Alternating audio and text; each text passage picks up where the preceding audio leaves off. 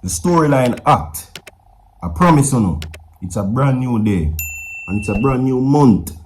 Another day where we have to give thanks for. Today Protection Fridays, my people. Alright, big up on yourself. Everybody, the targeted amount on this video is 500 likes. Share the video, like the video, and most of all, subscribe to the channel. Virtual TV, they are back in full effect, my people. Yes. The lies of Constable Noel Maitland are now alluding that Donaldson is alive. Shocking turn of events we're going to tell you about. Are they saying this because they are in defense of Noel Maitland, my people? Because they are now drawing to reference that are now being shown to the courts, which the courts have ultimately now demanded in their possession. Stay tuned for that. Also, Sophia Log is in the midst. We're going to talk about that. Seen? Now, for the perpetrators who now seeks the life of the Prime Minister, he has a question for you. Now, for the past few days, he has been saying that many persons are out to get him. But he has also a message that he has to send to you personally. Where see now his life is what he says. He says that his life is at risk. You understand? But, like a true champion is what him say, he shall overcome everything. Also coming up in the segment, my people. Yesterday, I was saying to you that if Vybz Kartel pursue legal action against the state, he will lose. I know me say it. At them. They are saying that there were no malicious intent of prosecution. Zine, and as a matter of fact, it has now been brought to my attention that Clive Lizard Williams' family is well in their right to pursue a civil action against Vybz Kartel, my people, for loss of life. We're going to talk about that. We're going to go into more intricate details pertaining to that. So stay tuned, my people, alright? It's Protection Fridays, my people. As I said before, Virtual TV wishes you protection in all your endeavors for the rest of the day. So bless upon yourself. We are wholly for come. Right? Also, I will be posting today, finally, on Virtual TV Entertainment. Look out for that. Yeah, the big channel. We're going to post over there today. We have a whole heap of multiple platforms for you. Whole heap of things to talk about. So, my people, we're now going to stay tuned, like the video, share the video, subscribe. Alright, let's get into the main stories as it relates to that. The Prime Minister. Now, for the past few days, he says that many men are out to get him. Right?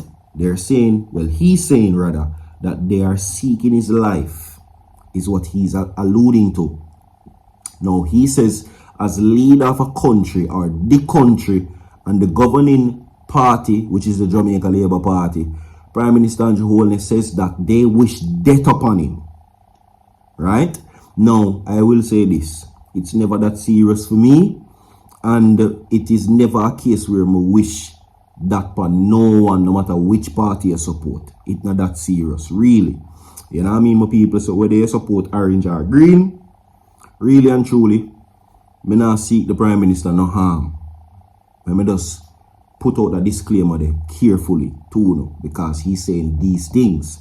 Now, since the release of an eye-opening investigation reports by the Integrity Commission into his statutory declaration on personal finances, Holness has been under fire from the opposition People's National Party, which has called on him to resign because he's under some level of investigation for illicit enrichment, allegedly. Right? Now, the matter has been since taken to the courts by Holness to have the reports and his findings virtually quashed. But the PNP has not relented in speaking about aspects of the report. Okay, Holness says on Sunday night that as leader, he can absorb, like Muhammad Ali, the famous American professional boxer, all the punches. He said sometimes he does not throw any punches back in his defense and just bounce with it, is what he says. Using boxing terminologies, he says. So what he's saying is that his detractors and people who seek his life or try to tarnish him, they might throw punches at him, but him keep on a sight and dodge them. Right? But he says that the knockout punch will come. He will knock out many of his detractors, including Mark Golding, who has been calling for his resignation. Okay? So, for the seriousness of this situation, he says that there are clear attempts to threaten his life. Let me just make that very clear, that Virtual TV, I know one of them. That's what I'm saying. Right? So, all right now. we're going to move along in the stories, my people, okay? Now, of course, it has been the question and the topic of conversation for the past couple of days about why them even free Vybz Kartel in the first place. What I'm seeing is that they're trying to get whether or not it is by guilt or innocence, and it is not on none of those terms. Based on what I'm seeing, they're saying that it is because of court's technicalities. So in the eyes of the court system and to many persons, Vybz Kartel, in the view of many persons, is still a murderer. And as it sounds harsh, it is just the view of the people, and it is just that, because they're saying ultimately it wasn't a release of guilt or innocence. It wasn't a fact that if him commit the crime or if he never commit the crime. But raise points to know why them say he was freed, the health, the time, and of course the prosecution failing to secure jurors and evidence. That's what they're saying ultimately caused that. So with that being said, they're now saying that if there should be an attempt for Vybz Kartel, which many persons were awaiting on for them to say, yes, sue the state, it will not be possible. He will not win, is what they're saying. There were no persons who had any intention to directly or to manipulate the system for their own benefit to send him to prison. It was all fear, is what they're saying. Fear investigation, fear trial, fear proceedings to the courts is what they're saying. There were no attempts. So despite many people would have said, and I'm speaking in general of many persons' view, that they're saying that the DPP, Paula Llewellyn, had no clear case of any hidden agenda for sending him to prison, despite many persons having the view. But what I will say is that what created that perception is the determination for sending him to prison by Paula Llewellyn, the former DPP. Now, they're saying this as well, share with you know. They're saying that everything has been fair, no malicious intent, and as a matter of fact, right, as it relates to the convictions currently, they are recording about the recording artist. They're saying that Lizard's family is well within their right to pursue civil action against him. Okay? Yeah. And they're saying that they wonder why they haven't done so yet. Okay? Now, they're saying the question is, did Vybz Kartel and his co-accused get away scotch-free of dropping? They're saying no. Right? But they spent approximately 13 years in custody. A man who spent 13 years in prison, you can't say it was unpunished. No, there is no hint of malicious prosecution here. So if they sue, they will lose. In fact, they are wondering why Clive Lizard Williams' family is not considering a civil remedies for the loss of a family member. The decision in a criminal court does not prevent them from pursuing this avenue. So, even if they do, the courts will allow for them to sue Vybz Kartel over Lizard. Just so I make you know. I know me say so.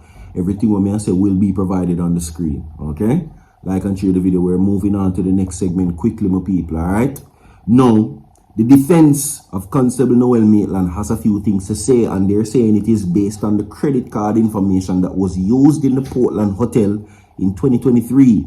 Now, the prosecution is hinting that there was some such footage, and they are demanding the footage from the Portland Hotel, because the evidence that was brought against Constable Noel Maitland is that they're saying that Donaldson's last known location was at his apartment.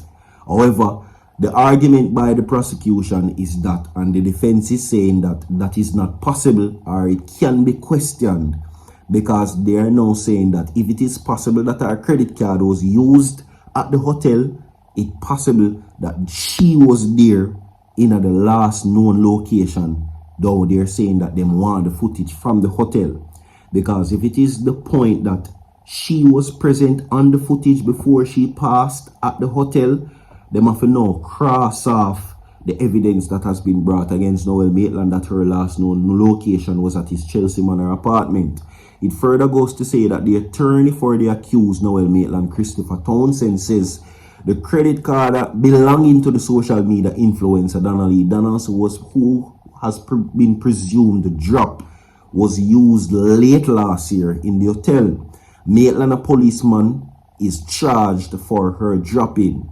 He's also charged for preventing unlawful burial. Now, despite what the cause and extensive search, Donnelly was still not found. Fitzbailey at the time was hinting that ultimately they're saying that she was destroyed. Christopher Townsend is alluding to the possibility that Donaldson she might be alive at the time. He told the court that the credit card of the potential deceased was used by a woman, right, at a particular hotel in the parish of Portland, and therefore the defense is requesting footage from the hotel. Presiding Judge Justice Vinnet Graham Allen ordered the prosecution to secure the footage and turn it over to the defense immediately. And this is all set to happen in April next year. So we will learn if Donnelly was at the hotel or she did there at Noel Maitland house, as what it was originally said. Like and share the video, my people. We have more to come. Stay tuned. Don't go nowhere. So forward.